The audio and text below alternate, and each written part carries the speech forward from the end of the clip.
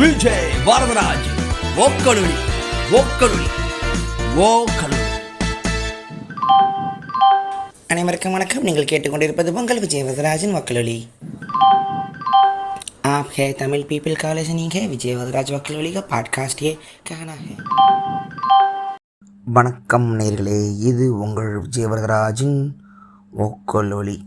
வந்துட்டான், வந்து புலம்புறதுக்கு ஒருத்தான் வந்துட்டான் அப்படின்னு எல்லாம் ஹெட்ஃபோன்ஸை மாட்டிட்டு ரொம்ப நாளாக அதில் கொஞ்சம் அப்பா ஒரே தான் திருப்பி சொல்லுவேன். அதில் கொஞ்சம் வேலை இருந்துச்சு, ஸோ அதனால் பாட்காஸ்ட் பண்ணல.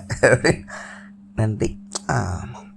சரி, எங்கள் ஆஃபீஸ்லேயே கலைப்பானுங்க. அப்போ அண்ணன் எப்போ டல்லாக இருக்காரோ, டல்லாக வீட்டுக்கு போவேன், அப்போ நீ நைட்டு பாட்காஸ்ட் வந்துடும் அப்படிமா. ஏதோ ஒரு சோகமோ ஒரு வலியோ இருந்தால் தான் பாட்காஸ்ட் வருமாடா அப்படின்னு வச்சா முக்கால்வாசி அம்மா தான். ரொம்ப சந்தோஷமாக இருந்தாலும் அது பாட்காஸ்ட் பேசுனதே இல்லை. ஏதோ ஒரு டல்லோ, ஏதோ ஒரு சோகமோ, இல்லை ஏதோ ஒரு கிளாரிட்டியோ, இல்லை ஏதோ ஒரு தெளிவோ, இன்சைட்டோ, ஒரு அவேர்னஸோ, ஒரு உண்மையோ, ஏதோ விஷயத்தை தெரிஞ்சு ரொம்ப நாளாக மைண்டில் அப்படியே ஓடிக்கிட்டே இருக்கும். திடீர்னு இன்றைக்கி இதை ஆரம்பிக்கலாமேங்கிறதோ அந்த மாதிரி ஒரு விஷயம் வந்துச்சுன்னா அது அப்படியே தோணும். அப்படியே உட்காந்து பேசிடலாம். திருப்பி ஒரு லூப்பில் போயிட்டு ஒரு புள்ளியில் ஆரம்பிச்சுட்டு பெரிய வட்டமாய் திருப்பி அதே புள்ளியில் வந்து வாழ்க்கை நிற்கிது. அது எதுக்கு உங்களுக்கு, அதெல்லாம் விடுங்க. திருப்பி அதே இடத்துல தான் நிற்கிது. இந்த சிசிஃபஸில் சொல்கிற மாதிரி கல்லை தள்ளி டயர்டாகி திருப்பி தள்ளி டயர்டாகி திருப்பி அதே இடத்துல நிற்கிற மாதிரி ஒரு வாழ்க்கை தான். பரவாயில்ல. ஆனால் இப்போது மனசு வந்து அதை வந்து ஏற்றுக்கிற ஒரு இடத்துக்கு வந்துக்குது. இதுதான் இப்படி தான் இருக்கும் எல்லாமே அப்படின்னு அந்த ஏற்றுக்கிற ஒரு விஷயம் ஒன்று இருக்குது. அதுக்கு வந்து நான் என் வயசை வந்து ஒரு முக்கியமான காரணமாக நான் பார்க்குறேன். 36 ஆயிடுச்சு. 87 பிறந்தனா 36 வயசு ஆகிடுச்சு. சரி, வயசு வந்து எவ்வளோ முக்கியம் வாழ்க்கைக்கு. ஆனால் வயசு ஆகியும் முட்டாப்பையெல்லாம் இருப்பானுங்க. அவங்களுக்கு இந்த பாட்காஸ்ட் இல்லை. உங்களுக்கு வயசு ஆயிடுச்சு அப்படிங்கிறதுனால நீங்கள் ஒரு பெரிய மயிறு அப்படிங்கிறது ஒன்றும் கிடையாது. அவர் காலில் விழுங்க, அவருக்கு வயசானது அப்படின்னு சொல்கிற மாதிரி இந்தியாவில் மிகப்பெரிய ஒரு புறம்போக்குத்தனம் இல்லை. அதாவது எல்லாருக்குமே வயசுங்கிறது அதில் ஸ்பெஷல் டேலண்ட் இல்லை. நீ பிறந்தா நீ சாவ போகிற, எல்லாருக்கும் வயசாகும். இப்போ உனக்கு ஆகலை. இப்போது ஒரு கிழவன் ஒருத்தர் இருக்கிறான்னா நீ இப்போ சின்ன பையனாக இருக்குது, நீ கொஞ்சம் நாள் கிழவனாக, அவன் சின்ன பையனாக இருந்திருப்பான். இவ்வளோ தான் வித்தியாசம் இல்லை. ஸோ வயசு வெறும்னே உனக்கு நம்பர் ஏறுது வருஷங்கிறதுனால உனக்கு அது மரியாதை வந்துட போகிறதில்ல. அது வந்து உள் மனசில் இருக்கிற ஒரு மெச்சூரிட்டி தான் வயசுங்கிறது. சில பேர் ரொம்ப சின்ன பையனாக இருப்பான். சின்ன வயசு நிறைய வலி வேதனையை பார்த்துருப்பான், கவலையை பார்த்துருப்பான், உண்மையை பார்த்துருப்பான். அவன் பேசுகிற பேச்சே வந்து எல்லாமே ரொம்ப ஒரு 50-60 வயசு ஆளுக்கு இருக்கிற தெளிவு நான் 20 வயசு பையனுக்கு பார்த்துருக்கேன். சில பேர் ரொம்ப வயசாகிருப்பானுங்க, குழந்த மாதிரி இருப்பானுங்க, ஒரு அறிவும் இல்லாமலாம்.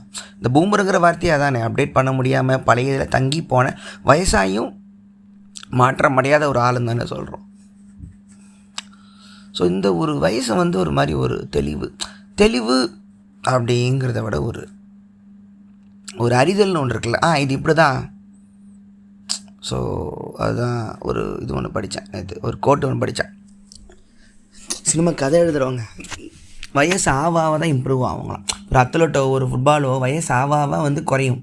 ஆனால் ஒரு ஆர்டிஸ்ட்டோ ஒரு ரைட்டரோ ஒரு நாவலிஸ்ட்டோ ஒரு படம் எடுக்கிறவங்களோ வயசு ஆவாக மெச்சூரிட்டி ஒன்று ஆகும் அப்படிம்பாங்க.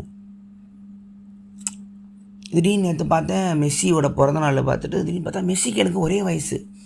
ஒரு 10 நிமிஷம் டிப்ரெஷன் ஆகிடுச்சு. மெஸ்ஸி உலகமே தெரிஞ்ச ஒரு பிளேயரு, உன் வயசா, நீ என்ன பண்ண அப்படின்னு திடீர்னு தோணுச்சு. நான் நினச்சிட்டு இருந்தேன், நம்ம சில பேர் வந்து வயசாகிறதே ஒத்துக்க மாட்டோம்ல. திடீர்னு பார்த்தா நான் மெஸ்ஸியை 40 வயசு நினச்சிக்கிட்டு இருந்தேன். 36 உன் வயசா, உன் வயசில் இவ்வளோ பண்ணிட்டான் அந்த பையன் அப்படின்னு மாதிரி இருந்துச்சு. எனக்கு ஆச்சரியமாக இருந்துச்சு. அதுக்காக கூட ஃபுட்பாலை கற்றுக்க முடியும். 36ங்கிறது ஓகே, மேன் ரைட்டா, ஒரு மிட் லைஃப்பில் தாண்டியாச்சு. மிட் லைஃப்ங்கிறது ரொம்ப முக்கியம். இந்த மிட் லைஃப் க்ரைசிஸ்னு ஒன்று இருக்குது. அதாவது எல்லாருக்கும் ஒரு 60-70 தான் வாழ்க்கைங்கிறதுனால நடுவில் 35-30 இந்த 30 தாண்டும் பொழுது ஒரு பயம் ஒன்று வர ஆரம்பிக்கும் எல்லாருக்குமே. இந்த பாட்காஸ்ட்டு கேட்குற அந்த வயதுக்கு வந்தவங்களுக்கு அது தெரியும். ஏன்னா அந்த 20லேருந்து 28-29 வரைக்கும் 30 இன்னும் வரலங்கிற மோட்லேயே போயிட்டுருப்போம். இந்த 30 வந்தவன் 30 தானேன்னு இருக்கும். 31 32 சல்னு ஓடும்போது அந்த ஒரு டிரான்சிஷனை வந்து மனசு ஏற்றுக்காது. நீ சின்ன பையனும் இல்லை, மேனும் இல்லை, நடுவில். எனக்கு லாக்டவுன் டைமில் அது வர ஆரம்பிச்சு. லாக்டவுன் டைமில் எனக்கு பேனிக் அட்டாக்லாம் வர ஆரம்பிச்சது. எப்படின்னா திடீர்னு ஹார்ட்டு பயங்கரமாக துடிக்கும், ஹார்ட் அட்டாக் வரப்போது நான் பயப்பட ஆரம்பிச்சிட்டேன். சாவ போகிறேன் அப்படியே வேர்க்குது, உடம்பு வேர்த்துக்கிட்டே இருக்குது. என்னென்னு புரியல. என்னடா இந்த காதல் கொண்டேன் பாட்காஸ்ட்லாம் பேசும்போதெல்லாம் உடம்பு அது மாதிரி ஒரு பதட்டமாகவே இருந்தேன். நம்மளை மீறி உடம்பு வந்து ரொம்ப டவுனு. அந்த படம் நின்று போனது, லாக்டவுனு, அப்பா எல்லாம் ஒரு மாதிரி சேர்ந்து ஒரு மாதிரி ஆயிடுச்சு. அப்புறம் டாக்டர்கிட்ட போயிட்டு அவங்க வந்து ஒன்றும் இல்லை, நல்லா பார்த்துட்டு நல்லா தானே இருக்குது, என்ன உனக்கு பிரச்சனை. அப்புறம் என் ஃப்ரெண்டுக்கு அது இருந்துச்சு. அவர் வந்து இல்லை, இது வந்து உங்களுக்கு வயசு வருது, 33 தாண்டும் போது உங்களுக்கு ஒரு பேனிக் அட்டாக் எனக்கு வந்துச்சு, நம்ம என்ன பண்ணுறோம், மிட் லைஃப் கிரைசிஸ் விஜய், இதை என்ஜாய் பண்ணுங்க. எனக்கும் நெஞ்செல்லாம் படபடன்னு அடிக்கும், சாவு போகிறோம்னே தோணும். ஒன்றுக்கு போகிறது கூட நான் அம்மா பக்கத்தில் நான் நிற்க வச்சுட்டு தான் போவேன். ரொம்ப பயமாகவே இருக்குது, என்ன வேணா அவ்வளோமோன்னு. யோசிக்காதுங்க அதெல்லாம்னார். டாக்டர் கிட்ட போகிற நம்ம ஜென்ரல் டாக்டர் தான், அவங்க சைக்காட்ரிஸ்ட் கிடையாது, நார்மல் டாக்டர், என் ஃபேமிலி டாக்டர். அவங்ககிட்ட போய் ஓன்னு அழுகுறேன். அழுது முடித்தோடனே அப்படியே நார்மல் ஆகிடுச்சு உடம்பு. அதுக்கப்புறம் அந்த ஒரு ஸ்டேஜ் ஒன்று தாண்டி வரேன்.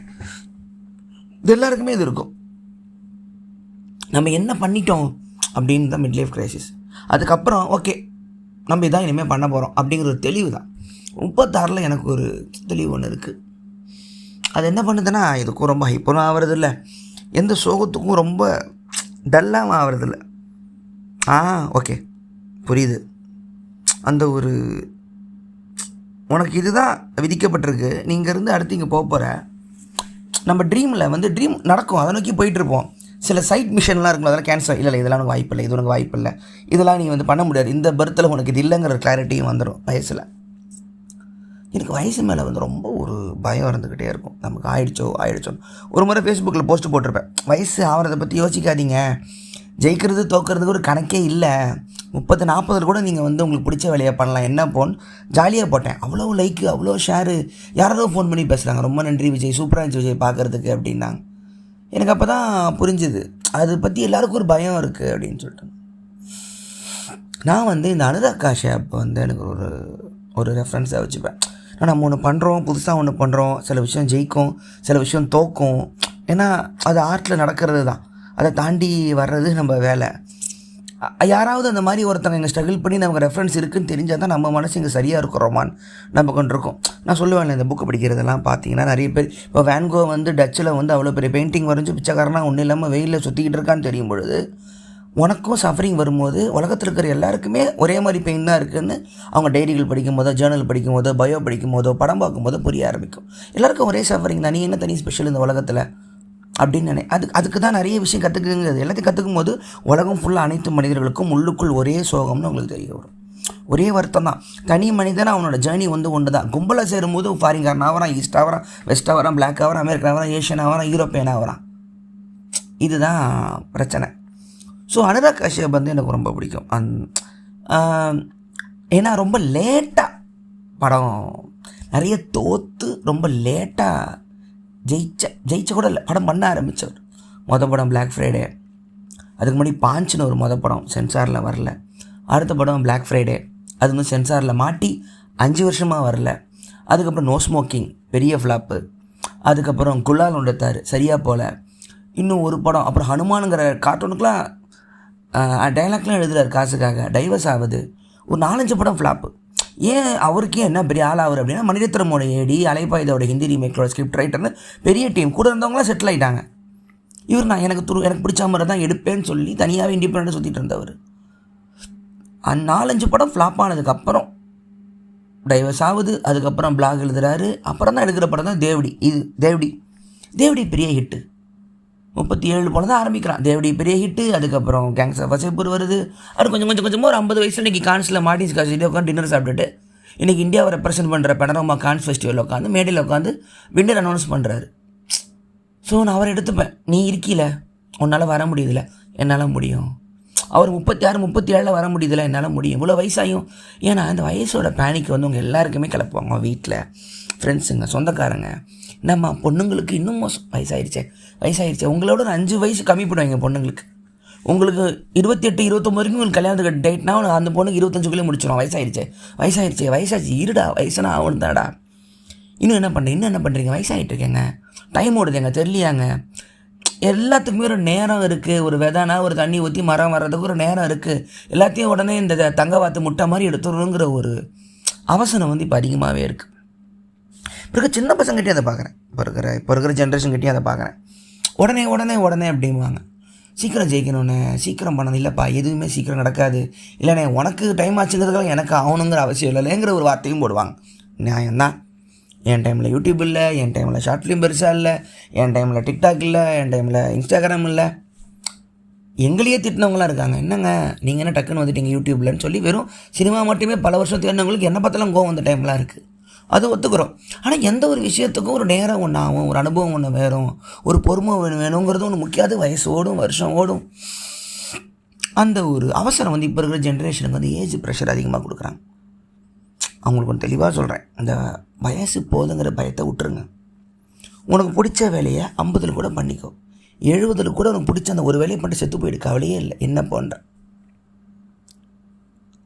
அதை ரொம்ப தைரியமாக நம்பினேன். ஒரு டைமுக்கு மேலே அந்த வயசு மேலே பேனிக், 4 ஓடுதுங்கிறத மறந்துட்டேன். ஆமாம் ஓடுது என்னப்போ அப்படிங்கிற ஒரு முடிவுக்கு வந்துட்டேன். அது வந்து ரொம்ப முக்கியம். அது வந்து நிறைய விஷயத்த வந்து நம்மளை வந்து பாதுகாக்குது, நமக்கு ஒரு கிளாரிட்டியை தருது. இப்போ இங்கே இருக்கிற எல்லா பசங்களுக்குமே நீங்கள் வந்து இப்போ இருக்க சின்ன பசங்களுக்கு 2Kவாக இருக்கட்டும், கையில் ஃபோன் இருக்குது, டிஜிட்டல் இருக்குது. இப்போது நாங்கள் 10 நிமிஷம் பார்த்த வீடியோ உங்களுக்கு 10 செகண்ட் தான் ரீலாக. உங்களுக்கு டைம் டியூரேஷன், அட்டென்ஷன் பண்ண எல்லாமே கம்மி இல்லை. உங்களை ரொம்ப வேகமாகவே வாழ வச்சுக்கிட்டே இருப்பாங்க. டக்கு டக்கு டக்கு டக்கு டக்குன்னு காலேஜ் முடிச்சுட்டு அங்கே போ இங்கே போ இங்கே போகணும். முதல்ல அந்த பேனிக்கை முதல்ல விட்டுடுங்க. அது இப்படி ஒன்று தேவையே இல்லை. 6 மாதம் நிறைய பேர் வீட்டில் டைம் வாங்கிட்டானே, 1 இயரில் டைரக்டர் ஆகிடணுன்னே அப்படின்னு. நான் சொன்னேன், ஆர்ட்ஸ் வந்து ஒரு டைம் வாங்கிட்டு இதுக்குள்ளே ஆகிறேன்னு வியாபாரம் பண்ணுறது இல்லைப்பா. நீ கடைசி மூச்சு இந்த பூமியை விட்டு போகிற வரைக்கும் வாழ்கிற ஒரு வாழ்வு அது. ஒரு ஆர்டிஸ்ட் நீ ஜெயிக்கல, நீ தோற்று கூட போகலாம். 1 வருஷத்தில் 2 வருஷம் டைம் வாங்கிட்டு வர்றதுக்கு ஆர்டிஸ்ட் இல்லை. நீ என்றைக்கு நீ ஆகப்போறன்னு முடிவு பண்ணிட்டியோ அந்த ஒவ்வொரு செகண்டுமே நீ ஆர்டிஸ்ட் தான் கடைசி வரைக்கும். உன் பெயிண்டிங் விற்குது, விற்காமல் போகலாம். உன் படம் ஓடுது, ஓடாமல் போகலாம். நீ பேசுகிறது புரியுது, புரியாமல் போகலாம். கவிதையோ பாட்டோ எதுவாக இருக்கலாம், நீ ஆர்டிஸ்ட் தான். அது 2 பேருக்கு போனாலும் நீ ஆர்டிஸ்ட் தான், 2 கோடி பேருக்கு போனாலும் ஆர்டிஸ்ட் தான். நீ கலைஞன் தான். நீ அது ஒரு தனி ஒரு ஸ்பீஷீஸ், தனி ஒரு வாழ்க்கை அது. அதையும் மைண்டில் வச்சுக்கிங்க. 6 மாதத்துலண்ணே, 1 வருஷம் 2 வருஷத்துலண்ணே ஒரு டைம் லிமிட்டுக்குள்ளே ஆர்டிஸ்ட்டுங்கிற வாழ்க்கை வராது. கடைசி செகண்ட் வரைக்கும் நீ கண்ணை மூடும்போது உங்களை விட நான் வேறு ஒரு வாழ்க்கை வாழ்ந்துட்டு இந்த அழுக்கான பூமியை கொஞ்சம் அழகாகிட்டு தான் நான் செத்தேன் அப்படின்னு மனசு சொல்லும். நான் ஸ்கூல் படிக்கும் போதெல்லாம் என் ஃப்ரெண்ட்ஸ் சொல்லலாம், நான் நல்லா படிப்பேன், எங்கிற படம் நான் நல்லா படிப்பேன். நான் எங்கூட நல்லா படிக்கிற செட்டில் எதுக்கு மாப்பிள்ள சினிமா போகிறேன், கெட்டு போயிடுவேன், எதுக்கு நல்லா வேலைக்கு போகலாமே, இல்லை படம் தான் எடுக்க போகிறேன் முடிவு பண்ணிட்டேன். ஏன்னா ஒரு வைராக்கியத்தோடு வந்தாச்சு. அப்புறம் அப்போ பேசுவேன், மாப்பிள்ள நீ வேஸ்ட் பண்ணிட்ட, ரொம்ப கஷ்டப்படுற, எதுக்கு இதெல்லாம் கேட்பாங்க. வருஷம் வா வா வா வா அவங்க அடுத்து பேசும்போதெல்லாம், மாப்பிள்ள உண்மையாக சொல்கிறேன், நிறைய சம்பாதிக்கிறேன், ஃபாரினில் இருக்கேன், லட்சக்கணக்கில் வாங்குகிறேன். ஆனால் நீ அப்போனா எதுவுமே நடக்கலை, எனக்கு படமும் நடக்கலை, எதுவுமே நடிக்கலை, எதுவுமே யூடியூப் எதுவுமே இல்லை. மாப்பிள்ள நீ எதுவுமே பண்ணலை வாழ்க்கையில், ஆனால் நீ பிடிச்ச வேலையை பண்ணுற. காலையில் எந்திரிச்சு நீ பிடிச்ச வேலைக்கு தான் தேடி வெளியே அலைய போகிறேங்கிறது ஒரு நிம்மதி தெரியுமா? உன் கையில் 1 ரூபாயோட நிம்மதியாக இருக்க எழுதி வச்சுக்கோ அப்படின்னா. இது எனக்கே முதல்ல ஆச்சரியமாக இருந்துச்சு. அப்போ யாரும் பிடிச்ச ஒரு விஷயத்தையே வாழலையா?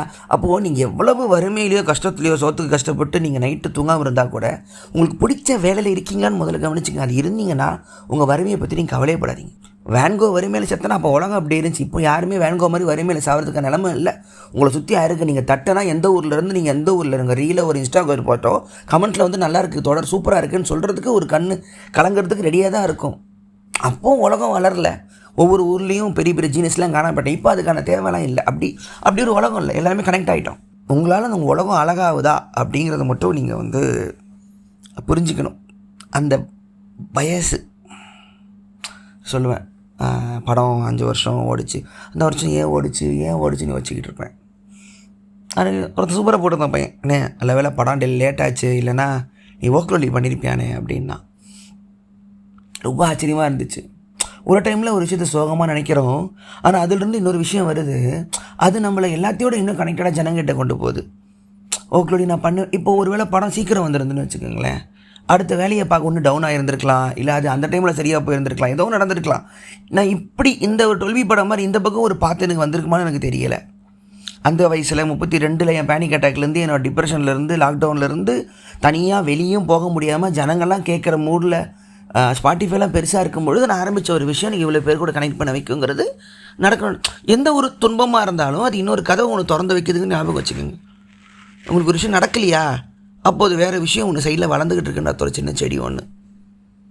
அது ரொம்ப முக்கியம். எதுவுமே வேஸ்ட் இல்லை. அழகான ஒரு புக்கு, முறை இது ஆடியோ புக் படிச்சுக்கிட்டு இருக்கேன். ஆடியோ புக்கு கேட்குறேன், வண்டி ஓட்டும் போது பாட்டு கேட்குறது பழக்கம். ஆடியோ புக் கேட்குறேன், ரொம்ப நல்லா இருக்குது அந்த அனுபவம். நீங்களும் ட்ரை பண்ணி பாருங்கள். நெட்டில் டாரண்ட்லாம் போட்டால் வந்துடும். நீ ஆடிபிள் 200 கட்டி நான் வச்சுருக்கேன், மாதம் ஒரு புக்கு ஃப்ரீயாக எடுத்துக்கலாம். அது நல்ல மேட்ரு. அது பயப்படாதீங்கடா, அமேசான் ஆடெல்லாம் இல்லை. அதில் வந்து ஸ்லீப்பிங் பியூட்டிஸ்னு ஒரு புக் எடுத்தேன் ஜெனட்டிக்ஸ் பற்றி. எவல்யூஷன் வந்து எப்படி வந்து சுற்றி இருக்கிற சரௌண்டிங் ஏற்ற மாதிரி மாறுது அப்படின்னு சொல்லிட்டு அதில் வந்து நல்லா இருந்துச்சு. எந்த ஒரு எவல்யூஷனும் வேறு வேறு இடத்துல ஒரே டைமில் நடந்துக்கிட்டே இருக்கும். அதுக்கான சரௌண்டிங் இல்லைன்னா அந்த எவல்யூஷன் அழிஞ்சு போயிடும். ஆனால் அதுக்கான நேரம் வர வரைக்கும், அதுக்கான நேரம் வரும்பொழுது அந்த ஐடியா வீணாகாது. எந்த ஒரு ஐடியாவும் வீணாகாது. அதுக்கான நேரம் அந்த டைமில் இல்லைங்கிறதுக்காக அந்த ஐடியா தப்புன்னு ஆகிடாதுன்னு ஒரு சயின்டிஸ்ட் சொல்கிறான். நல்லா இருந்துச்சு. வேன்கோ எடுத்துக்கலாம். வேன்கோ வரைகிறாரு, அந்த டைமில் போல் இப்போ வேன்கோ ஜீனியஸ் இல்லைன்னு ஆகிடுமா? அப்போது வேன்கோவோட பெயிண்டிங்கை ஏற்றுக்கிறதுக்கான மனசு அப்போ அங்கே இல்லை. ரொம்ப வருஷம் கழித்து தான் வேன்கோ புரிய ஆரம்பிக்குது. ஸோ வேன்கோ வருத்தப்படுறதுக்கான தேவை அங்கே இல்லை. ஏன்னா உலகம் அப்படி தான் வேலை செய்யுதுங்கிறாங்க. இப்போ நீங்கள் ஒன்று புதுசாக ஒன்று பண்ணுறீங்க, அது யாருக்கும் போய் சேரலைன்னா இப்போ நீங்கள் இருக்கிற உங்கள் சரௌண்டிங் வந்து அதை ரிசீவ் பண்ணுறதுக்கான அந்த ஒரு ஃப்ரீக்குவென்சியில் இல்லைன்னு தான் அர்த்தமே தவிர நீங்கள் பண்ணுற வேலை தப்பு கிடையாது, தோத்தது கிடையாது. நீங்கள் தோக்கலை. இப்போ அதுக்கான நேரம் அமையலை. கஷ்டமான விஷயந்தான், மனசு ஒத்துக்காது தான். உங்களோட சாப்பாடு என்னடா பண்ணுவேன், என்னடா பேசுகிறேன்லாம். ஆனால் உலகம் அப்படி தான். காலங்காலமாக பல லட்சம் என்ன சொல்கிறாங்கன்னா அதாவது உலகம் ஃபுல்லாக எல்லா மிருகமும் இவால்வ் ஆகிட்டே இருந்துச்சு. இந்த வலு உள்ளதே வெல்லும், சர்வல் அது ஃபிட்னஸ் மாதிரி அந்தந்த இடத்துக்கு ஏற்ற மாதிரி மாறிடுச்சு. அதெல்லாம் புக்கு ஃபுல்லாக படிச்சுட்டு நான் ஒரு ஸ்பெஷல் பாட்காஸ்ட் போகிறேன் புக்கை பற்றி. ஸோ மனுஷங்க இப்படி தான் இருப்பாங்க. ஆரம்பத்தில் வந்து ஏமாறுவோம், சொதப்புவோம், நம்புவோம். இப்போ வந்து இப்படி தான் இருப்பாங்கன்னு தெரியுதா? இப்படி தானே இருப்பாங்க, கரெக்டாக அப்படி தான் இருக்காங்க, இப்படி தானே இருப்பாங்க, இப்படி தான் போகும்ல. அது வெளியே இருந்து வேடிக்கை பார்க்குற ஒரு மனசு ஒரு வயசு ஏற அது ஒன்று கவனித்தேன். முந்திலாம் சின்ன பசங்களை போட்டு டார்ச்சர் பண்ணுவேன், டேய் கமான் அப்படிமே. அப்புறம் அந்த வயசில் நம்ம எப்படி இருந்தோம், அதே விளையாட்டுத்தனமா, ஃப்யூச்சர் மேலே ஒரு பயம் எல்லாமே. நான் அவனுக்கான வயசு கேப்ப அதிகமாக இருக்குது. ஸோ இப்போ இந்த விளையாட்டுத்தனமாக இருக்கவங்கள அந்த இப்போ விளையாட்டுத்தனத்தோடய நான் விட்டுறது. அதை என்ஜாய் பண்ணுங்கள், அதை அனுபவிங்க, தோற்று போங்க, கஷ்டப்படுங்க. கொஞ்சம் கொஞ்சமாக புரியும், கொஞ்சம் கொஞ்சமாக அனுபவத்தில் புரிஞ்சது. ஏன் இந்த வயசு வரும்பொழுது அதே கிளாரிட்டி எல்லாருக்குமான ஹீரோஸ் ஜேர்னி அவங்களுக்கு அவங்க தான் எடுத்துக்கணும். நம்ம போட்டு திணிக்கிறது தப்புன்னு தெரிஞ்சுது. அந்த ஒவ்வொரு வயசும் ஒரு விதமான ஒரு கிளாரிட்டியை வாழ்க்கை கொடுக்கும். எக்ஸாம்பிள் வந்து பார்க்கலாம். சின்ன வயசில் நான் காலேஜில் பார்த்தேன் அதே படத்தை இப்போ பார்க்கும்பொழுது நிறைய விஷயம் வேறு மாதிரி புரியுது. இட்டாலோ கேல்வினோ அப்படின்னு ஒருத்தர் இருக்கார். அவர் வந்து ஏன் நம்ம கிளாசிக்ஸை படிக்கணும்னு ஒரு புக்கு எழுதிருப்பார், 10 பேஜுக்கு தான். அதில் ஒரு கிளாசிக்குங்கிறது என்ன, எல்லாமே நாவல் தான், எல்லாமே புக்கு தான். இதில் சில புக்கு மட்டும் நம்ம கிளாசிக் அப்படின்றோம். ஏன்னா ஒவ்வொரு வயசில் படிக்கும் பொழுதும் வேறு ஒரு அர்த்தத்தை தரக்கூடியது ஒரு கிளாசிக் அப்படிம்பார். ஷேக்ஸ்பியர் இருக்கலாம், மோபிடிக் இருக்கலாம், வில்லியம் பிளேக் இருக்கலாம், நம்ம ஒரு அகநானூறு பொன்னானூறு இருக்கலாம், திருவள்ளுவர் இருக்கலாம், திருக்குறளே எடுத்துக்கோங்களேன். திருக்குறளே எடுத்துக்கோங்க. சின்ன வயசில் இருக்கிறது ஒவ்வொரு வருஷம் நீங்கள் அந்த குறளை படிக்கும்போது உங்களுக்கு வேறு அர்த்தம் தோணும். இதுதான் ஆமாம்ல, நம்ம அந்த அனுபவம் மாறுறது தெரியும். அப்போ அது ஒரு கிளாசிக் வந்து உங்களுக்கு நீங்கள் மாறிக்கிட்டு இருக்கீங்க அப்படிங்கிறத வந்து ஒரு கிளாசிக் காட்டும். ஒரு பாக்கெட் நாவல் வந்து அப்படி இல்லை. யார் கொலை பண்ணா, இவன் தான் கொலை பண்ணா, ஒரு போலீஸ்காரன் பிடிக்கிறான், போய் அரெஸ்ட் பண்ணுறாங்கிறது அது ஒரு கேள்விக்கான பதில். அது அன்னைக்கு மொமெண்ட்டில் மட்டும்தான். ஆனால் கிளாசிக் அப்படி கிடையாது. தொஸ்தோவ்ஸ்கியோ, காஃப்காவோ, ஒரு மொசாட்டோ, ஒரு பீத்தோவனோ காலத்துக்கும் அது ஒரு கேள்வி எழுப்பிக்கிட்டே இருக்கும்.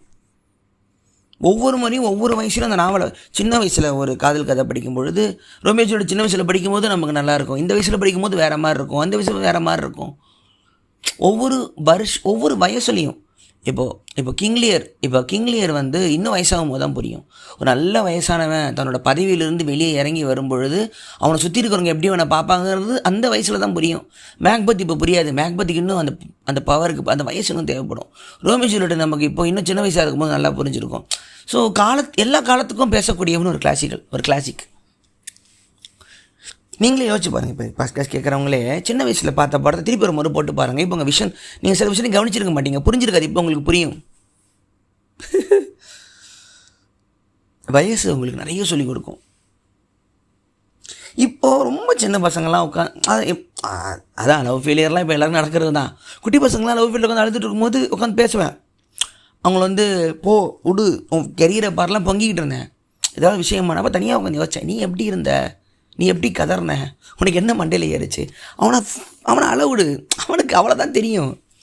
19 வயசு பையனை போய்ட்டு என்ன நீங்கள் அவன்கிட்ட கெரியர் வைஸ் கொடுத்துட்ருப்பீங்க? லவ் ஃபெயிலியர் கலந்துக்கிட்டு இருக்கும் பொழுது உட்காந்து அவ்வளோ பக்கத்துக்கு உட்காந்து கவிதை எழுதிட்டாங்க, எழுதட்டும். அந்த வயசுக்கான ஒரு சோலே வந்து அந்த ஒரு தோல்விக்கான ஒரு கவிதை தானே. அவன் ஒரு 25 வயசு கழித்து படிக்கும் போது சிரிப்பான், ஓ நம்ம தான் அதை எழுதணுமான்னு. அந்த மெமரி அது கொடுக்கும். ஸோ அந்தந்த வயசுக்கானதை வந்து அனுபவிச்சிருக்கணும். சில விஷயம்லாம் நல்லாயிருக்கும். இப்போது ரஹ்மான் வந்து உங்களுக்கு தெரியும், பெரிய மியூசிக் டைரக்டரு, ஜெயிச்சவர் எல்லாம் ஜெயிச்சா. அவரோட ஒரு விகடனில் ஒரு கட்டுரை ஒன்று எழுதியிருந்தார். காரில் போயிட்டு இருந்தேன், திடீர்னு பார்த்தா நாங்கள் சின்ன வயசில் வாடகைக்கு இருந்த வீடு அந்த பக்கம் கிராஸ் ஆச்சு. காரை நிப்பாட்டிட்டு அந்த திண்ணையில் உட்காந்தேன், மழை பெஞ்சுது, லைட்டாக கண்ணில் தண்ணி வந்துச்சு, அழுதேன். சின்ன வயசு ஞாபகம். அவர் ரஹ்மான் என்ன சொல்கிறாருன்னா, எனக்கு சைல்டுஹுட்டே இல்லை அப்படிங்கிறார். வளர்ந்ததுக்கப்புறம் எங்கள் அப்பாவோட அவங்க அப்பா அந்த இன்ஸ்ட்ருமெண்ட்லாம் ரிப்பேர் இடத்துல உட்காந்துட்டேன். அப்பா இறந்துட்டார். சின்ன வயசில் வேலைக்கு போக ஆரம்பிச்சிட்டேன்.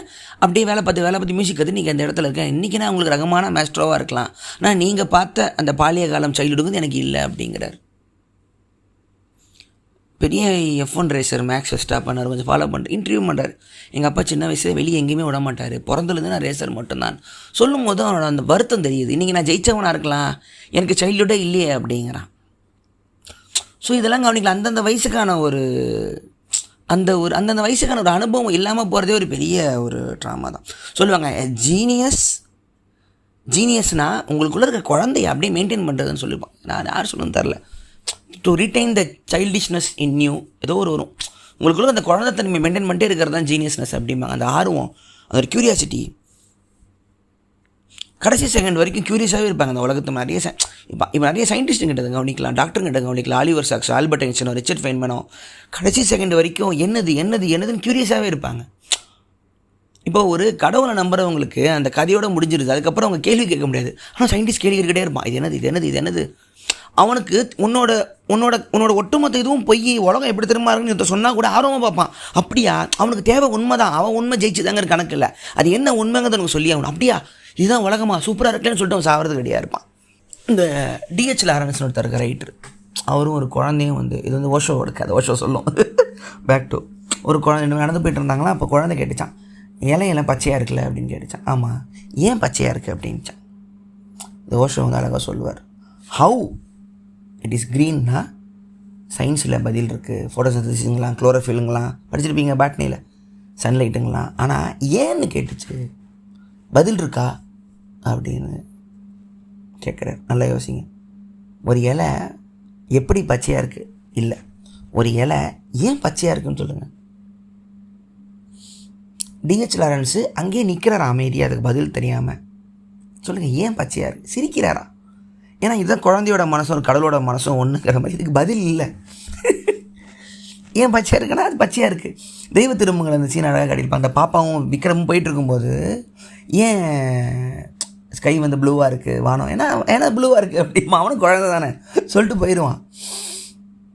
சில விஷயத்துக்கு பதிலே இருக்குது. அதனால் குழந்தைங்க வந்து சொல்லுவாங்க, குழந்தைங்க கேள்வி கேட்டால் பதில் சொல்லிட்டே இருங்கம்பாங்க. அது க்யூரியஸை கவனிங்க, எல்லாமே அதுங்களுக்கு க்யூரியஸாக இருக்கும். ஆனால் அது ரொம்ப டவுனாக. இப்போல்லாம் நம்ம சின்ன வயசில் மாடியில் உட்காந்து ஸ்கையை பார்த்துருப்போம். நம்ம குழந்தைங்களாம் குழந்தை இருக்கிற டேடிஸோ மம்மிஸோ சொல்லுங்கள், ஸ்கையை உங்கள் குழந்தை பார்த்து ஆச்சரியப்பட்டு பார்த்துருக்கீங்களா? எல்லாமே தலையை குனிஞ்சு ஃபோன் பக்கம் போயிடுச்சு. நமக்கு மேலே தலையை நிமிர்ந்து பார்க்கலாங்கிற ஒரு அவேர்னஸ் நம்ம குழந்தை இருக்கும்போது இருந்துச்சு. இது என்ன க்ளவுடை பார்ப்போம். ஒரே ஒரு முறை தமிழ் நீ காரில் போகும்போது க்ளவுடை பார்த்து க்ளவுட்ஸுன்னு தான் மேலே கை காட்டி, அதுக்கப்புறம் அந்த மாதிரி ஸ்கையை பார்த்தே நான் பார்த்ததில்லை. வெறும் ஃபோன் தான், கீழே தான், ஆர்டிஃபிஷியல் தான், அவளுக்கு கேம் இன்ஸ்டால் பண்ணுறது உட்காந்துட்டு. க்யூரியாசிட்டிலாம் குழந்தைங்க இழந்துட்டு வருதோன்னு ஒரு டவுட்டு. அதுங்களுக்கு அந்த டிஜிட்டல் ஸ்க்ரீனில் டிவியில் பார்க்குறது மட்டும்தான் அதுங்களுக்கு வாழ்க்கையாக தெரியுதோன்னு ஒரு டவுட். இது கொரோனா டைமில் ஜூம் காலில் கிளாஸ் இருக்கும்போதே அந்த வருத்தத்தை பார்த்தேன். குட்டி ஸ்க்ரீனில் குழந்தைங்க ஸ்கூல் படிக்குது. ஒவ்வொரு ஸ்க்ரீன்லேயும் ஒவ்வொரு குழந்தை வேறு பண்ணும். ஒரு பையன் வீட்டில் யாருமே இருக்க மாட்டாங்க, அவன் மட்டும் இருப்பான். ஒரு இதில் அப்பா கீழே வந்து ஃபோர்க் மட்டும் கொடுத்துட்டு இட்லி ஊட்டிக்கிட்டு இருப்பார், கிளாஸ் படிச்சுக்கிட்டு இருப்பான். நான் தமிழ் பக்கத்தில் உட்காந்துருப்பேன். ஒரு இதில் பின்னாடி வேலை பார்த்துக்கிட்டு இருப்பான், கிளம்பிக்கிட்டு இருப்பாங்க. அந்த பையனை மடிக்காமல் அவன் ஓரமாக ஃப்ரிட்ஜ் ஓரமாக டெஸ்க் வச்சுக்கிட்டு ஜூம் காலில் பேசிக்கிட்டு இருப்பான். ஒவ்வொரு விதமான வீடுகளை ஒரு ஜூம் ஸ்க்ரீனில் பார்த்துக்கிட்டு இருந்தேன். நமக்கு இதெல்லாம் ஹேண்டில் பண்ணிட்டு போமான்னு கூட தெரியல. இப்போது நம்மளை விட இப்போ இருக்கிற சின்ன குழந்தைங்க வந்து ரொம்ப அலர்ட்டாக, ரொம்ப அவேர்னஸாக இருக்குது.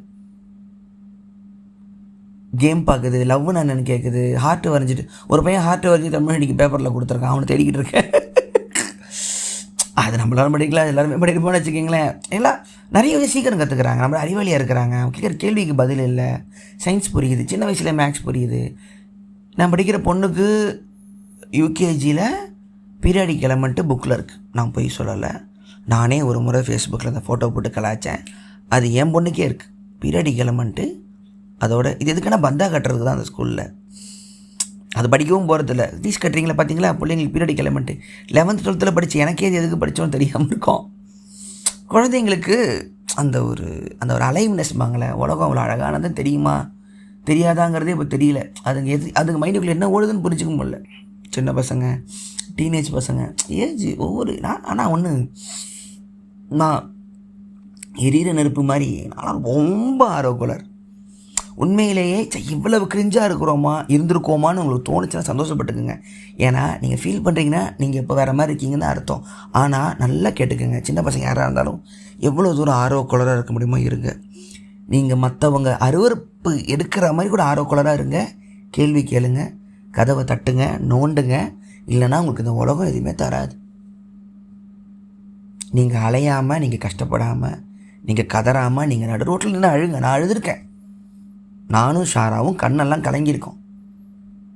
ஒரு இடம் ஒரு வேலை கிடைக்காம எதுவுமே இல்லாமல் நடு ரோட்டில் என்ன சொல்ல போகிறோம் வீட்டுக்குன்னு அழுதுருக்கோம்.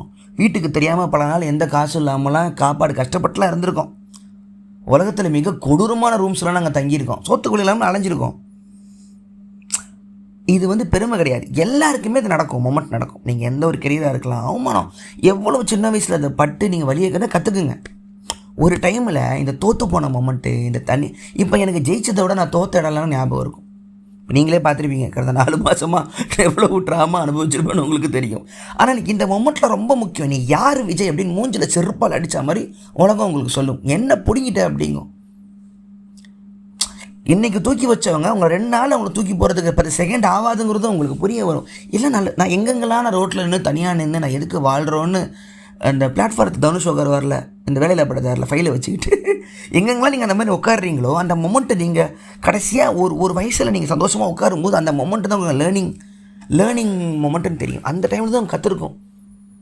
நீ நினைக்கிறது உலகம் இல்லை, ஆனால் அது ஒன்று தருது, நீனும் ஒன்று தரணும். ரெண்டுத்துக்கும் போன பேலன்ஸ் தான், அந்த கான்ஃப்ளிக்ட் தான் வேர்ல்டுன்னு உங்களுக்கு புரிய வரும். நீ உனக்கு அப்படி இருந்துச்சு, நாங்கள் அலையணும் தேவையில்லை, அதுக்குள்ளேயே நான் வரலை. கம்பேர் பண்ண நாங்கள் யார் தெரியுமா, நம்ம அப்பனுங்க நான் சைக்கிளில் நான் ஸ்கூலுக்கு போனேன்னா இப்போ உனக்கு பைக்கில்னு சொல்லுவாங்களே, ஆண்டவர் பந்தா இல்லை. இப்போ உங்களுக்கு வேறு விதமாக ஒரு தோல்வி வரலாம், வேறு விதமாக ஒரு கடுப்பு வரலாம், நீங்கள் நினச்சது நடக்காமல் இருக்கலாம், சொதப்பலாம், தோற்று போகலாம், திருப்பி அனுப்பலாம், ஆயிக்கிங்க, தப்பு இல்லை. தயவு செஞ்சு ரொம்ப சீக்கிரம் ஜெயிச்சிடாதீங்க. ரொம்ப சீக்கிரம் ஜெயிச்சிட்டிங்கன்னா, ரொம்ப உண்மையான ஒரு ட்ரூத் இது, ரொம்ப சீக்கிரம் ஜெயிச்சிட்டிங்கன்னா முழுக்க உங்கள் திறமையால் மட்டுமே ஜெயிச்சிங்கன்னு உங்கள் மண்டை ஏற்றுக்கிட்டு உங்களுக்கு மிகப்பெரிய ஒரு ஈகோ வந்துடும். அது அதிர்ஷ்டமாக இருக்கலாம், நீங்கள் இருந்த இடமா இருக்கலாம், நீங்கள் இருந்த சரௌண்டிங்காக இருக்கலாம், அதுக்கு 1000 காரணம் இருக்கலாம். ஆனால் ரொம்ப சீக்கிரமாக ஜெயிச்சிட்டிங்கன்னா நமக்கு தான் எல்லாம் இருக்குது அப்படிங்கிற ஒரு விஷயம் அடுத்தடுத்த விஷயங்களை உங்களை அழிக்க ஆரம்பிச்சிடும். ரொம்ப லேட்டாக கூட பொறுமையாக கூட வாங்க, ஆனால் அப்போ பக்குவம் இருக்கும். நானும் நம்ம ஜாக்கனை கேட்டன் கேமராமேன் அடிக்கடி பேசிப்போம், நிறைய கஷ்டப்பட்டுருக்கோம். அவனும் கேமரா செய்து அவ்வளோ ஸ்ட்ரகிள் பண்ணால், நான் என்னோட டேரக்ஷன் நிறைய ஸ்ட்ரகிள். அப்போ மீட் பண்ணிப்போம், சொல்லணும் இப்போ மாமா இப்போ ஒரு படம் ஓடுனா கூட ஓகே அடுத்த படம் என்னன்னு எனக்கு கேட்க தோணுது. இதை செலிப்ரேட் பண்ணலாம் அப்படிங்கிற வயசை நமக்கு தாண்டிடுச்சுல அப்படிம்பா. அதாவது எனக்கு கேட்டன் நல்ல ரிசல்ட் வரும்போது அடுத்து என்னென்னா மைண்டு ஓடிச்சு.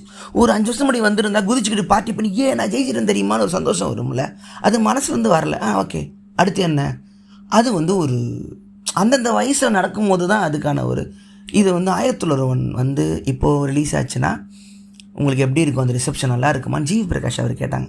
இப்போ அவர் சொன்னார், இல்லை நீங்களாம் சொல்கிறீங்க இப்போ உங்களுக்கு பாராட்டு வந்துருக்கலான்னு, அந்தந்த பாராட்டு அப்பப்போ வரணுங்க அப்படிம்பார். எங்களுக்கு நீங்கள் அப்போது நீங்கள் கைத்தடி இருந்தால் இப்போ எங்களுக்கு கைத்தடி பிரயோஜனம் இல்லை, முடிஞ்சிருச்சு. எல்லோரும் பிரிஞ்சிட்டோம், வேறு வேலைக்கு போயிட்டோம், எல்லாருக்கும் ஸ்ட்ரகிள் இருக்குது, ஸ்கார் இருக்குது, பெயின்ஃபுல் மெமரிஸ் இருக்குது. எங்களுக்கு இது அப்போ கிடச்சிருக்கணுங்க, ஒரு ஆர்டிஸ்ட்டுக்கான திறமையை அப்போ கொடுங்க அப்படிம்பாங்க. இதோ எங்கள் வீட்டில் ஃப்ரான்சிஸ் கிருபா கவிதைகள் இவ்வளோ பெருசு இருக்குது, இவ்வளோ பெரிய கட்டா தொகுப்பு விட்டாங்க, எல்லாம் புகழ்கிறாங்க, எழுதுறாங்க. அவன் செத்துட்டான், பிச்சை எடுத்து செத்துட்டான். ஃப்ரான்சிஸ் கிருபா அவ்வளோ வறுமையில் இறந்தார். அப்போ எங்கே போனீங்க எல்லாம்? அப்போ இந்த உலகம் அவரை தாங்குச்சா? அவன் கவிதையிலே இருக்கு, என் மரணம் இப்படி தான் இருக்கும்னு. வாழும் பொழுது யாருமே இல்லாமல் இருக்கிற கலைஞனை இறந்ததுக்கப்புறம் அதை போற்றி க்ளோரிஃபை பண்ணி போகிற இது போற்றி பிரச்சனையே இல்லை. நான் அந்த இறந்து போன ஆர்டிஸ்ட்டுங்க, அவங்க எஸ்டேட், அவங்க சைட்லேருந்து அந்த புக்கெலாம் டாரண்ட்டில் எடுத்துடுவேன். எனக்கு சப்போர்ட் பண்ண ஆர்டிஸ்ட்டை தவிர அதுக்கப்புறம் பேரம் பித்திலாம் எனக்கு சம்பாதிக்கணும் தேவை மாதிரியே இல்லை. நான் அவனுக்கு மட்டும் தான் மரியாதை, உனக்கெல்லாம் இல்லைன்ற சைக்கோ நான். எவ்வளோ பேர் இதோ வேன்கோவே எடுத்துக்கோங்களேன். வேன்கோவை இப்போ அந்த பெயிண்டிங் கோடி ரூபா போகுது, யாருக்கு போகுதுன்னு எனக்கு புரியலை. அண்ணன் இறந்துட்டான், தம்பி இறந்துட்டான், 2 பேரும் இறந்துட்டாங்க. தியோவும் வேன்கோவும் இறந்துட்டாங்க. யாருக்கு போகுது? இல்லை இனிமேல் வர்ற பேரனுக்கு தான் தாத்தா யாருன்னு தெரிய போதா? வாய்ப்பு இல்லை. யாருக்கு அந்த காசு போகுது? எதுக்கு போகணும்? ஏன் வேன்கோக்கு அப்புறம் 1000 ரூபா வந்திருக்கலாமே. சோத்துக்கு வழி இல்லாமல் தற்கொலை பண்ணி ஒருத்தர் இறக்குறான்னா போதும், பெயிண்டிங் வருஷம் வாடுற. அப்போ ஏன் அது நடக்கலை? அதான் தட்ஸ் லைஃப்பில், தட்ஸ் லைஃப். இப்போ கேட்டுட்டு இருக்க எல்லாருக்கும் ஒரு வயசு இருக்கலாம், ஒரு வயசு இருக்கலாம், ஒரு வயசு இருக்கும். 20 வயசு, 30 வயசு, 40 வயசு, 18. ரொம்ப குட்டி பசங்க கூட கேட்கலாம். நிறைய குட்டி பசங்க வந்து டிப்ரெஷனை வந்து ரொம்ப ஒரு க்ளோரிஃபை கூட இல்லை, அது இருக்குது. நம்ம நல்லா கவனிச்சிக்கிங்க. டிப்ரெஷனுங்கிறது இப்போ நீங்கள் இருக்கிற ஸ்டேட் வந்து டிப்ரெஷன் இல்லை. சேட்னஸ் வேறு, டிப்ரெஷன் வேறு. ஏன் குட்டி பசங்களுக்கெலாம் வராதா அப்படிங்களா? அதே சொல்லலை. உங்களுக்கு சுற்றி இருக்கிற மீடியா அதை க்ளோரிஃபை பண்ணிக்கிட்டே இருக்குது. நீங்கள் எல்லா எமோஷனும் நீங்கள் டிப்ரெஷனோட சேர்க்குறீங்க. டிப்ரெஷனுங்கிறது அது கிடையாது. It will turn off every parts of your body. Jim Carrey சொல்லுவாப்பில்ல, நீங்கள் நினைப்பீங்க உங்கள் மனசு கேட்கும், உங்கள் உடம்பு கேட்காதுமாங்களே, அதெல்லாம் இருக்குது. நான் பேசின மொதல் பாட்காஸ்ட்டு குருபாயோட டிப்ரெஷனை பற்றி தான். அது வேறு. அது இருக்கிறது காட்டிக்கதை ஜனங்க தான் அதிகமே தவிர எனக்கு இருக்குன்னு யாருமே சொல்ல மாட்டாங்க. நிறைய சின்ன பசங்க எனக்கு எல்லாத்தையும் குழப்பீங்க. நல்லா கேட்டுவாங்க, அம்மா அப்பாவும் அப்படி இருக்குன்னு கூட தெரியாமல் அடுத்தடுத்த வேலையை பார்த்துக்கிட்டு இருந்த வேலை தான் இருக்குது. இப்போ உங்களுக்கு மீடியா எல்லாத்தையுமே போட்டு உங்கள் சோகத்தை காசாக்குற உலகம் தான் உங்களை சுற்றி இருக்குது எல்லாமே. ஸ்பாட்டிஃபை போங்க, எந்த பிளேலிஸ்ட் அதிகமாக பார்த்தா சேட் சாங்ஸ் தான் பிளேலிஸ்ட்டாக. ஏங்க பிளாக் பாட்காஸ்ட்டில் சேட் சாங்கு தான் அதிக லைக் இருந்துச்சு. பிளேலிஸ்ட்டில் பாருங்கள், you are alone at night, you are sad at night, வாட்சிங் ஸ்கை லோன்லி அட் நைட்டு தான் பிளேலிஸ்ட்டில். என்ன அளவுக்கு இந்த மாதிரி டிப்ரெஷன் பிளேலிஸ்ட்லாம் வச்சுருக்கான்னு தெரில. எல்லாத்தையுமே நான் சரியில்லை உங்கள் நீங்களே கம்மி பண்ணிக்கிட்டு நான் தனியாக இருக்கேன், டவுனாக இருக்கேன்னு எல்லாத்தையும் ப்ளேம் பண்ணிட்டு இப்போ நிறைய ஒன்று போயிட்டுருக்கு. அதெல்லாம் தூக்கி போட்டுறாங்க, பிரயோஜனமே இல்லை. லைஃப் நிறைய அடிக்கும், வேறு லெவலில் உங்களை செய்யும். அதுக்கு இன்னும் டைம் இருக்குது. உடனே நீங்கள் ஒரு இது போட்டுக்கலாமா, விடுவாரா? வருவார், லைஃப் வருவார். கமான் பேபின்னு ஒரு அடி டம்மும் அதெல்லாம் வாங்கிக்கணும்ல, ரெடியாக இருங்க. ஸோ ஒரு வயசு வருமா அதுக்கான பக்குவம் வரும், அதை ஏற்றுக்கிற தைரியம் வரும். ஸோ சின்ன வயசு பசங்க ஆர்வக்கோளராக இருங்க, தோன்றதெல்லாம் தேடி படிச்சிருங்க, எல்லாத்தையும் படிங்க. நீங்கள் என்ன வேலைக்கு போகிறீங்களோ அதுக்கு மட்டும்தான் படிக்கணுங்கிறது உங்களுக்கு தேவையே கிடையாது. எல்லாத்தையும் படிங்க, என்னெல்லாம் உங்களுக்கு தெரியுதோ படிங்க. எல்லாத்தையும் படிக்கும்போது தான் உங்களுக்கு எது தேவைங்கிறதே உங்களுக்கு தெரியும். அதுக்கப்புறம் உங்களுக்கு லிமிட் ஆக ஆரம்பிக்கும். நீங்கள் எதை பற்றியும் தெரிஞ்சுக்காமல் எங்களுக்கு இவங்கள தான் பிடிக்கணும்னு நீங்கள் கன்ஃபைனே பண்ண முடியாது. ஒரு 1000 பேர் படிக்கும் போது உங்களுக்கு பிடிச்ச ஒரு 100 பேர் வருவான், அதிலிருந்து உங்களுக்கு பிடிச்ச 50 பேர் ஆவான். அதுக்கப்புறம் நீங்கள் சாகும்போது நீங்கள் படிக்கிற கடைசி 10 புக் எது வரைக்கும் உங்கள் மனசு ஃபில்டர் பண்ண ஆரம்பிக்கும். ஸோ எல்லாத்தையும் கோளராக இருங்க, அலைங்க, கஷ்டப்படுங்க, உழைங்க. நான் அப்போது 2004 காலேஜ் சேர்ந்தப்போ எனக்கு என்ன ஆரோக்கோளாக இருக்கோ இப்போ வரைக்கும் எனக்கு ஆரோக்கோளாக இருக்குது, ஒரு நாள் கூட குறையலை. நீங்கள் யாரெல்லாம் ஐடியலாக ஏதோ பண்ணிட்டாங்க, வாழ்க்கையில் வந்துட்டாங்கன்னு யாரை போய் நோண்டி கேள்வி கேளுங்க. அவங்க ஒரு விஷயம் பண்ணலான்னு ஆரம்பித்த அந்த நாள் அந்த ஃபயர் வந்து இப்போ அவங்களுக்குள்ளே போயிட்டு அது ஒரு நாள் கூட அணையாது. ஒரு நாள் கூட நான் எதுக்கு இங்கே வந்து என்ன பண்ணிகிட்டு இருக்கேன், நான் கிளம்புறேன்னு அந்த மனசு யோசிக்காது. சொல்லியிருப்பேன், டவுன் ஆகும், தூங்கும், திருப்பி காலை எழுந்திரிச்சு நான் இதுக்கு தான் வந்தேன், இதுதான் என் வேலை செய்ய போயிடும். அந்த டார்க் நைட் ஆஃப் த சோல்லாம் தாண்டி வர்றது நம்ம வேலை. அதையும் தாண்டி வந்துடலாம், பிரச்சனை இல்லை, பெரிய பிரச்சனை இல்லையே. ஸோ அதுதான். ஸோ 36 நான் ஹாப்பி. அடுத்து புது ஜேர்னி, ஒரு புது ஜேர்னி திருப்பி ஆரம்பிக்குது. நிறைய நல்ல நியூஸ்லாம் வரும், நல்ல நியூஸுகள் வரும். புதுசாக நிறைய ஆரம்பிக்குது. அப்படியே போகும், அப்படியே ஜாலியாக போகும். அடுத்து இன்னும் சூப்பராக பண்ணணும். நீங்கள் இதுதான் நம்ம அண்ணன் இல்லை அப்படின்னு அடுத்து வரும் சூப்பரில். எனக்கு இது ஒரு முக்கியமான ஒரு மொமெண்ட் என் லைஃப்பில். இப்போ அடுத்து நான் பண்ண போகிறது மிக முக்கியமான மொமெண்ட். இது என்னோட டிஃபைனிங் மொமெண்ட். இதிலிருந்து நான் என்னவாக போகிறேன் அப்படிங்கிற என்னோட ஒரு பெரிய ஒரு மொமெண்ட் இந்த இடம். இதிலிருந்து இந்த நாள்லேருந்து அடுத்து. ஸோ அதுதான். ஸோ அந்த இடத்துக்கு நான் வந்திருக்கேன், நீங்களும் அந்த இடத்துல இருப்பீங்க. ஸோ தனியாக இது கேட்டுட்ருக்கிறவங்க, அழுதுகிட்டு இருக்கவங்க, நமக்கு யாரும் இல்லைன்னு நினச்சிட்டு இருக்கிறவங்க, எதுக்கு இருக்கிறோன்னு நினச்சிட்டு இருக்கவங்க, தனியாக இருக்கிறவங்க, மாடியில், மொட்டை மாடியில், பாத்ரூமில், பெட்ரூமில், ஆஃபீஸ் கேபினில், யாரெல்லாம் எங்கெங்கெல்லாம் இருக்கீங்களோ, தனியாக இருக்கீங்களோ, யாருமே தனியாக இல்லை, நாங்கள் இருக்கோம், நான் இருக்கேன்.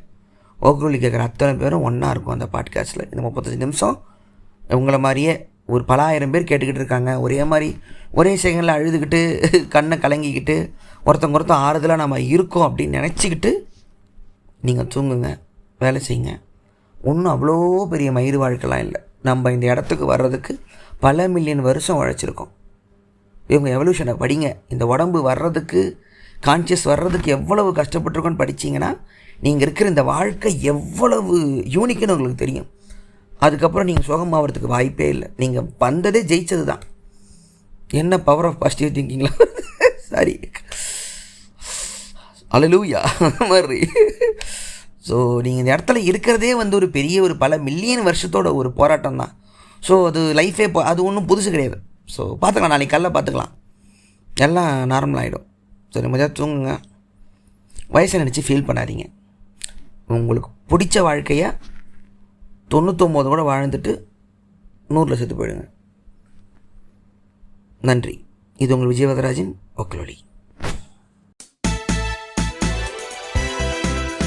விஜய் வரதராஜ் ஒக்கலொலி, ஒக்கலொலி, ஒக்கலொலி. அனைவருக்கும் வணக்கம். நீங்கள் கேட்டுக்கொண்டிருப்பது உங்கள் விஜய் வரதராஜின் ஒக்கலொலி. आप है तमिल पीपल का लिसनिंग है विजय वदराज वकील का पॉडकास्ट ये कहना है.